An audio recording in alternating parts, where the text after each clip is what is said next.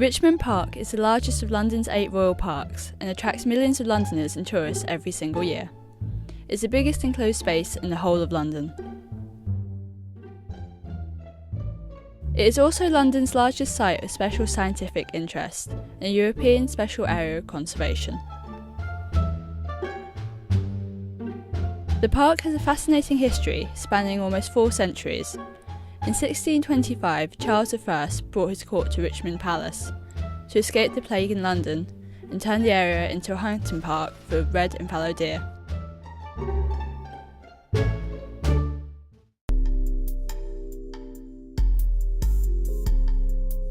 Breeding season, also known as the deer rut, takes place in the autumn. This can be a very dangerous season, as the males roar, bark and clash antlers to fight off their rivals and attract the females.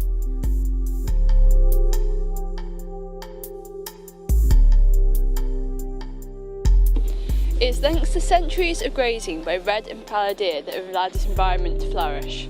It is estimated that there are 630 deer currently roaming freely in the park.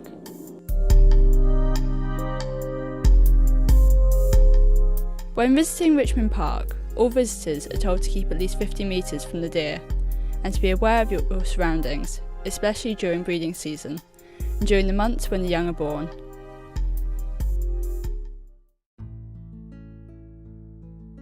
The number of owners walking their dogs through Richmond Park has increased considerably throughout the years. This can pose a threat to the deer, as they feel threatened by the dogs and can therefore cause a nasty situation. There are numerous charities dedicated to the conservation, protection and improvement of Richmond Park.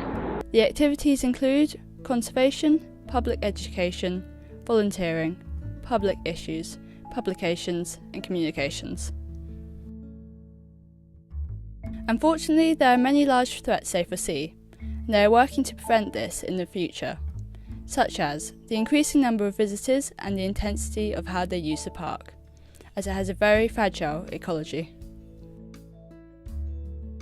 I asked a few people as to how they use Richmond Park and what benefits it has to offer. My friend's got a new puppy, so we wanted to give it a lot of exercise, and we're doing the Marsden March on Sunday, which is a 14-mile walk, so we thought we'd better do some training, albeit the week before, it's a bit late. I try to come at least 4 times a week.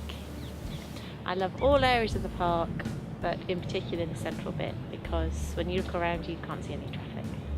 So I think this is one of the most greatest parks in London. Yeah. Changes to the park's ecology and wildlife. Since 1961, the park has seen a loss in many species of wildlife, which they hope not only to put a stop to, but also want to reverse this. Only time will tell if these problems can be overcome and if Richmond Park will be here for centuries to come.